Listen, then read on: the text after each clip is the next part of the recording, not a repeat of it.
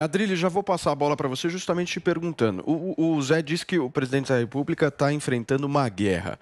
Mas a população está dentro dessa guerra, na sua avaliação? Esse é o ponto. Eu acho que boa parte da população está alijada desse tipo de guerra que está sendo construída. Eu concordo plenamente com você quando você diz que a população volta com o bolso.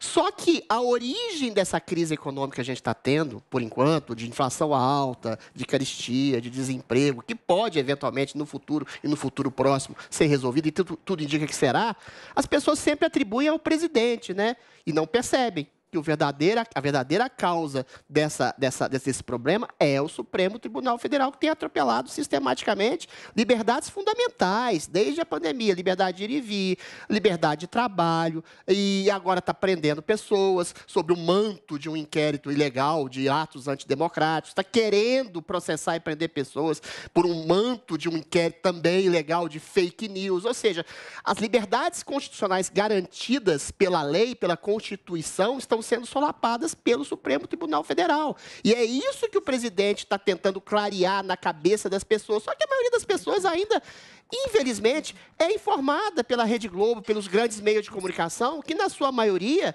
fazem uma oposição sistemática ao governo do Bolsonaro. Então, você tem, além dessa guerra contra um Supremo que está colocando medidas inquisitoriais e ditatoriais à população como um todo, isso é um perigo, você tem uma guerra de informação. Então, o presidente tem que perceber e clarear para as pessoas que tipo de guerra é essa. Senão, ele vai perder justamente essa guerra da informação. Porque esse ponto é um ponto importante, né? Em relação a essa guerra que a gente vê em relação à criminalização de opiniões, a gente vê por muitas vezes o enfrentamento com o Supremo Tribunal Federal. São embates que são legítimos. Sim. Mas, em paralelo a isso, nós temos a economia. Exatamente. E eu acho que é isso que dita a regra. No fim das contas. E a culpa é sempre do governo. O povo tem essa percepção. Se esse embate estivesse rolando da maneira como ele está rolando e nós tivéssemos uma certa prosperidade, haveria um certo encorajamento das pessoas para dizer, olha, essa guerra vale a pena.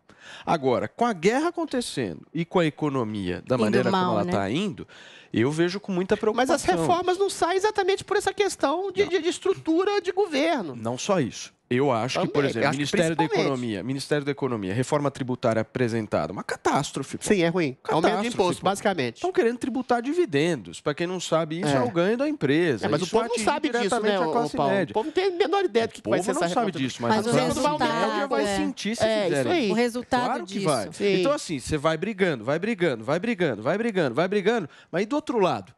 Cadê a entrega? Cadê a reforma administrativa? Cadê a entrega? Esse é o ponto. Eu acho que o Bolsonaro deveria pelo menos tocar nesses assuntos. Porque ele está com uma obsessão em relação a essa guerra que é legítima, tocar com mais sensibilidade, com em relação às liberdades, de mais combate, de mais firmeza. Essas questões são vitais para a Constituição e para a garantia das liberdades fundamentais para a democracia brasileira. Mas se ele não fala ao mesmo tempo, ainda que se falar assim, olha, o culpado por essa instabilidade financeira é, sobretudo, um Supremo que, eventualmente, está atropelando as liberdades fundamentais e impede qualquer tipo de negociação com o Congresso, inclusive, que está sendo chantageado pelo Supremo. Mas ele não fala isso. Ele está só falando em metáforas, em guerra com o Supremo. Eu acho que o problema do presidente é de comunicação com o povo. Se não houver essa transformação, na minha avaliação, o Bolsonaro vira um Macri com um discurso um pouquinho mais aguerrido, que é aquele cara que tem um discurso liberal, aquele cara que disse, eu vou transformar, mas aí no governo não conseguiu fazer. E no final das contas, o que vale a responsabilidade vai ser dele. Isso é complicado. Que vale.